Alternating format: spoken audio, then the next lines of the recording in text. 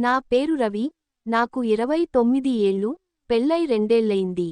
నా భార్య అనితకు 26 ఏళ్ళు, అప్పుడే వికసిస్తున్న పువ్వులాంటి యవ్వనం, కళ్లల్లో అమాయకత్వం, మనసు నిండా తెలివితేటలు. మేమిద్దరం ఒకరినొకరు ప్రాణంగా ప్రేమించుకుంటాం. వివాహం తర్వాత నుంచే మా ఇద్దరి కలల సామ్రాజ్యాన్ని నిర్మించుకోవడం మొదలుపెట్టాం. అనిత ఉదయం 7 గంటలకల్లా నిద్రలేచి ఇంటి పనులన్నీ చూసుకుంటుంది. ఆఫీస్కు వెళ్తుంది. సాయంత్రం వచ్చి మళ్లీ ఇంటి పనుల్లో నిమగ్నమవుతుంది. అయినా సరే, ఆమె ముఖంలో ఒక్క అలసట ఛాయ కూడా కనిపించదు. నిజంగా కష్టే ఫలి అన్నట్లు తను. ఆ మంగళవారం ఉదయం నేను ఆఫీస్కు వెళ్లడానికి రెడీ అవుతున్నాను.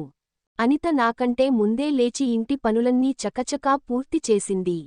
తను కూడా ఆఫీస్కు వెళ్లడానికి సిద్ధమవుతోంది. ఆమెను చూసి నా పెదవులపై చిరునవ్వు వెలిసింది. బేబీ, నువ్వు ఇవన్నీ ఒకేసారి ఎలా చేసేస్తున్నావో నాకైతే అస్సలు అర్థం కావట్లేదు అని ప్రేమగా అడిగాను. ఆమె సిగ్గుల మొగ్గై నవ్వింది. నా భర్త నా పక్కన ఉంటే నేను ఏదైనా చేయగలను, ఎంత కష్టమైనా సరే అంది. ఆమె మాటలు నా మనసుని తడిమి, కళ్లల్లో నీళ్లు నింపాయి. అచ్చం నా కోసమే పుట్టిన దేవత అనుకున్నాను మనసులో. తర్వాత నేను, సరే, పద బ్రేక్ఫాస్ట్ చేద్దాం అన్నాను. మేమిద్దరం కలిసి కూర్చుని కబుర్లు చెప్పుకుంటూ తిని, ఆఫీస్కు బయలుదేరాం. నేను ముందు ఆమెను ఆమె ఆఫీస్లో దింపేసి, తర్వాత నా ఆఫీస్కు వెళ్తాను. కాని ఆ రోజు ఆఫీస్కు వెళ్లగానే నా జీవితం ఒక్కసారిగా ఆగిపోయినట్టయింది. నా బాస్, మిస్టర్ వినయ్, నన్ను తన క్యాబిన్కు పిలిచి ఒక లెటర్ ఇచ్చారు. నా చేతిలో వణుకుతో ఆ లెటర్ అందుకున్నాను. అది రిజైన్ లెటర్. అందులో నా పనితీరు సరిగా లేదని, నన్ను ఉద్యోగం నుంచి తొలగిస్తున్నారని రాసి ఉంది. ఎటువంటి సరైన కారణం లేకుండా, నడుస్తున్న బండిని ఒక్కసారిగా ఆపేసినట్లు, నన్ను అకస్మాత్తుగా తీసేశారు. నా మనసు ముక్కలైపోయింది. కళ్లలో నీళ్లు రాలేదు కాని, గుండె మాత్రం బరువెక్కి, ప్రపంచం తలకిందులైనట్టు అనిపించింది. నేను ఎవరితోనూ ఒక్క మాట కూడా మాట్లాడకుండా, నేరుగా ఇంటికి వెళ్ళిపోయాను. దారిలో ఒక వైన్ షాప్ కనిపించగా, తెలియకుండానే లోపలికి వెళ్లి ఒక బాటిల్ కొనుక్కున్నాను. ఇంటికి రాగానే నా బ్యాగ్ని గోడకేసి విసిరికొట్టాను. ఆ కోపంలో, ఆ బాధలో బాటిల్ ఓపెన్ చేసి తాగడం మొదలుపెట్టాను. ఎంత తాగేశానంటే నాకు స్పృహ కూడా కోల్పోయి అక్కడే సోఫాలో పడిపోయాను. సాయంత్రం అనిత ఇంటికి వచ్చి, నా స్థితి చూసి షాక్ అయింది. రవి, ఇది నువ్వేం చేసుకున్నావు? పిచ్చి పట్టిందా నీకు? అంటూ నన్ను కదిపి లేపింది. నేను మత్తులో ఉన్నాను, కానీ కొద్దిగా స్పృహలోకి వచ్చి, అనితా, నన్ను ఉద్యోగం నుంచి తీసేశారు అన్నాను. ఆమె కళ్లల్లో ఆశ్చర్యం, భయం రెండూ కనిపించాయి. ఎందుకు? ఏం జరిగిందని? అని ఆతురతగా అడిగింది. అంతే, కారణం చెప్పలేదు. ఒక్క మాట కూడా చెప్పలేదు అని గుసగుసగా అన్నాను. ఆమె నా చేతిని ప్రేమగా పట్టుకుని, నువ్వు చింతించకు, నేనున్నాను కదా. అంతా బాగానే ఉంటుంది అంది. ఆమె కళ్లలో అచంచలమైన నమ్మకం, ఒక బలమైన ఆశాకిరణం నాకు కనిపించింది. అది చూసి నా గుండె బరువంతా కొద్దిగా దిగినట్టయింది. తర్వాత నేను కొద్దిగా ఏడుస్తూ, అనితా, ఈ రాత్రి నువ్వు నాతో కొంచెం సమయం గడుపు. నేను చాలా బాధలో ఉన్నాను, నువ్వు నా పక్కన ఉంటే చాలు, కొంచెం ప్రేమ కావాలి అంతే అని వేడుకున్నాను. కాని ఆమె నెమ్మదిగా, లేదు రవి, రేపు నాకు ఒక ముఖ్యమైన మీటింగ్ ఉంది, నేను తొందరగా లేవాలి. నేను ఫ్రెష్గా ఉండాలి అంది. నా మాటలకు ఏమాత్రం విలువ ఇవ్వకుండా, ఆమె పడుకోవడానికి వెళ్ళిపోయింది. నా గుండె పగిలినట్టయింది. ఆమె దూరం అవ్వడం చూసి, నేను ఒంటరిగా కూర్చుని మళ్లీ వైన్ బాటిల్ తీసుకుని తాగడం మొదలుపెట్టాను. ఆ తర్వాత అక్కడే ఒక మూలలో, మళ్లీ మత్తులో మునిగి నిద్రపోయాను. మరుసటి రోజు బుధవారం ఉదయం నేను లేచి, నా అలవాటు ప్రకారం, బేబీ, టీ ఇవ్వు అన్నాను. కానీ సమాధానం రాలేదు. నిద్రమత్తులో కళ్ళు నలుముకుంటూ లేచి చూస్తే ఇంట్లో ఎవరూ లేరు. అనిత తెల్లవారుజామునే ఆఫీస్కు వెళ్ళిపోయింది. ఆ ఒంటరితనం, ఆ నిస్సహాయత నన్ను మరింత కుంగదీసింది. నా గుండెలో ఒక పెద్ద రంధ్రం పడినట్టయింది. నాకోసం నేనే బ్రేక్ఫాస్ట్ చేసుకున్నాను. తర్వాత రోజంతా ఉద్యోగాల కోసం ఆన్లైన్లో దరఖాస్తు చేసుకుంటూనే ఉన్నాను. కానీ ఏ స్పందనా లేదు. సాయంత్రం, ఈరోజు రాత్రి డిన్నర్ నేనే తయారు చేద్దాం అనితకు సర్ప్రైజ్ ఇద్దాం అని అనుకున్నాను. కిచెన్లోకి వెళ్లి ఆలూ పరాఠాలు తయారు చేశాను. కొద్దిసేపటి తర్వాత అనిత ఇంటికి వచ్చి కిచెన్లో నన్ను చూసి ఆశ్చర్యంగా, రవి, ఇవన్నీ నువ్వేం చేస్తున్నావు? అంది.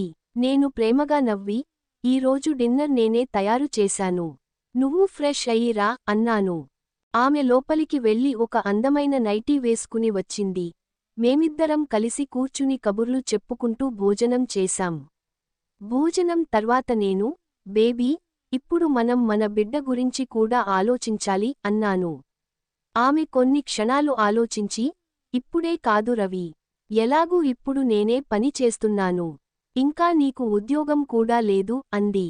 ఆమె మాటలు నా మనసును మళ్లీ కష్టపెట్టాయి. నేను కొద్దిగా వాదనగా, ఇప్పుడే మనం యంగ్గా ఉన్నాం కదా, తర్వాత నువ్వే అలసిపోతావు అన్నాను. నేను తొందరపడమని ఆమెపై ఒత్తిడి తెస్తున్నాను. అప్పుడే ఆమె ఫోన్ గంట మోగింది. ఆమె ఫోన్ చూస్తే బాస్ కాల్. ఆమెకు కంగారుగా, ఒక ముఖ్యమైన మీటింగ్ ఉంది, నేను వెళ్ళాలి. గ్రాండ్ హయత్ హోటల్, చెన్నైలో పిలిచారు అంది. నేను ఆశ్చర్యంతో నోరు తెరిచాను. ఇంత రాత్రి మీటింగా? ఎక్కడ నీ బాస్తో ఏదైనా తప్పు జరుగుతోందా? అన్నాను. ఆమె కళ్లల్లో కోపం, ఆశ్చర్యం రెండూ మెరిశాయి. షట్ అప్ రవి, నువ్వెలాంటి చెత్త విషయాలు మాట్లాడుతున్నావు? నేను ఒక ప్రొఫెషనల్ని. ఇది కేవలం పని మీటింగ్ మాత్రమే అని అరుస్తూ లోపలికి వెళ్ళింది. నేను మౌనంగా చూస్తూ ఉండిపోయాను. ఆమె గదిలోకి వెళ్లి ఒక హాట్ డ్రెస్ వేసుకుంది. తర్వాత నా వైపు ఒక్కసారి కూడా చూడకుండా, నా మాట వినకుండా బయటికి వెళ్ళిపోయింది. ఆ సమయంలో నా గుండె పగిలిపోతున్నట్టు అనిపించింది. నా మనసులో వేల ప్రశ్నలు, అనుమానాలు సుడిగుండంలా తిరిగాయి. నిజం ఏంటో నేను తెలుసుకోవాలి అని నాతోనే గట్టిగా అనుకున్నాను. ఆ తర్వాత నేను కూడా నా కారు తీసుకుని ఆమె వెనకే బయలుదేరాను. కొద్దిసేపట్లోనే ఆమె కారు గ్రాండ్ హయత్ హోటల్, చెన్నైకు చేరుకుంది. నేను దూరం నుంచి చూస్తున్నాను. నా గుండె వేగంగా కొట్టుకుంటోంది. ఆమె లోపలికి వెళ్లిన కొద్దిసేపటికే ఒక నల్లటి లగ్జరీ కారు గేటులోకి ప్రవేశించింది. అందులో నుండి నా పాత ఆఫీస్ బాస్ మిస్టర్ వినయ్ దిగాడు. నా అనుమానం మరింత బలపడింది. అతను కూడా అనిత వెళ్లిన వైపుకే వెళ్లాడు. నా గుండెలో అగ్నిగుండం రగిలింది. నేను ధైర్యం చేసి హోటల్ లోపలికి వెళ్లాను. లాబీలో ఉన్న రిసెప్షనిస్ట్ను, ఆమె పేరు శృతి, సుమారు 24 ఏళ్లు ఉంటుంది. చాలా అందంగా, వృత్తిపరంగా కనిపిస్తోంది. అనిత వివరాలు అడిగాను. ఆమె, క్షమించండి సార్, మా పాలసీ ప్రకారం కస్టమర్ వివరాలు చెప్పలేం అంది మర్యాదగా. నా పరిస్థితిని అర్థం చేసుకున్న ఆమె, నా మొహంలో ఆందోళన చూసి, ఏమైనా అత్యవసరమా సార్? అని అడిగింది. అవును, చాలా అత్యవసరం. నా భార్య అనిత. ఆమె ఇక్కడ ఒక ముఖ్యమైన మీటింగ్కు వచ్చిందని చెప్పింది. కానీ నాకు కొంచెం ఆందోళనగా ఉంది అన్నాను. శృతి నా వైపు జాలిగా చూసి, అనితగారు, మిస్టర్ వినయ్ గారి టీంతో పాటు 7వ అంతస్తులోని కాన్ఫరెన్స్ హాల్కి వెళ్లారు సార్. అది ఒక కార్పొరేట్ మీటింగ్ అని నెమ్మదిగా చెప్పింది. ఆమె మాటలు వినగానే నాలో కొద్దిగా కంగారు తగ్గింది. కానీ మిస్టర్ వినయ్ కూడా అక్కడికే వెళ్లాడని తెలియగానే నా అనుమానం మళ్లీ చిగురించింది. నేను ఆమెకు కృతజ్ఞతలు చెప్పి లిఫ్ట్ వైపు పరుగెత్తాను. 7వ అంతస్తుకు చేరుకుని నెమ్మదిగా నడిచాను. ఒక కాన్ఫరెన్స్ హాల్ నుండి మాటలు వినిపించాయి. నేను నెమ్మదిగా ఆ గది దగ్గరకు వెళ్లి తలుపు కొద్దిగా తెరిచాను. నా ఊపిరి ఆగిపోయింది. మరొక కొత్త పాత్ర మరియు ఆశ్చర్యకరమైన నిజం. నేను చూసిన దృశ్యం నన్ను కుదిపేసింది. అనిత గదిలో నిలబడి ఉంది. ఎదురుగా మిస్టర్ వినయ్ సహా 5గురు కూర్చున్నారు. వారిలో ఒక కొత్త వ్యక్తి, వయసు సుమారు 50 ఏళ్లు, బాగా తెలివైనవాడిలా, ప్రభావవంతంగా కనిపిస్తున్నాడు. అతను మిస్టర్ చౌదరి, ఒక అంతర్జాతీయ పెట్టుబడిదారుడు అని తర్వాత తెలిసింది. అనిత వారికి ఒక ప్రెజెంటేషన్ ఇస్తోంది. చాలా ప్రొఫెషనల్గా, ఎంతో ధైర్యంగా, తన పనిని నిరూపించుకుంటూ. మిస్టర్ వినయ్ ఆమెను ప్రశంసిస్తూ, ఆమె పనితీరు ఎంత అద్భుతంగా ఉందో మిస్టర్ చౌదరికి వివరిస్తున్నాడు. ఆ బుధవారం రాత్రి అనితకు వచ్చిన కాల్, మిస్టర్ చౌదరితో ఒక ముఖ్యమైన డీల్కు సంబంధించినది. నా ఆఫీస్ నుండి నన్ను తొలగించిన తర్వాత మిస్టర్ వినయ్ నా స్థానాన్ని భర్తీ చేయడానికి అనితను సంప్రదించాడు. నా కంటే అనితకు ఎక్కువ అర్హతలు ఉండటంతో ఆమెను ప్రత్యేకంగా ఈ ప్రాజెక్ట్ కోసం నియమించారు. మిస్టర్ వినయ్ నా ఉద్యోగం తీసేసిన బాధ ఉన్నప్పటికీ అనిత సాధించిన ఈ విజయం చూసి నేను ఆశ్చర్యపోయాను. అక్కడ ఎటువంటి తప్పుడు విషయానికి జరగడం లేదు. అది కేవలం ఒక అత్యంత ముఖ్యమైన ఆఫీస్ మీటింగ్, కొన్ని అత్యవసర కారణాల వల్ల హోటల్లో ఏర్పాటు చేశారు. నేను అక్కడే తలుపు పక్కన నిలబడి సిగ్గుతో కుంగిపోయాను. నా మీద నాకు అంత కోపం వచ్చింది. ఒక క్షణం నన్ను నేనే అంతం చేసుకుందామా అనిపించింది. కానీ తర్వాత నాకు అనిత పట్ల ఎంతో గర్వం కలిగింది. ఆమె ఎంత బాధ్యతగలది, ఎంత నిజాయితీ గలది, ఎంత తెలివైనది. నా జీవితంలో ఇంత గొప్ప భాగస్వామి ఉన్నందుకు నేను ఎంత అదృష్టవంతుడిని. నేను మౌనంగా అక్కడి నుండి తిరిగి వచ్చేశాను. ఇప్పుడు నా మనసులో ఎటువంటి సందేహం లేదు. నేను నిర్ణయించుకున్నాను, ఇకపై ఆమె ఎప్పుడు తల్లి కావాలనుకుంటే అప్పుడే ఆ అడుగు వేద్దాం. మేమిద్దరం కలిసే ఉన్నాం, ఎప్పటికీ ఉంటాం. ప్రేమతో, గౌరవంతో, మరియు నమ్మకంతో. కాబట్టి స్నేహితులారా, ఇది నా కథ.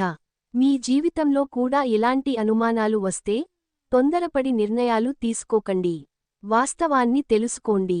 నమ్మకం లేని బంధం పునాది లేని ఇల్లు లాంటిది.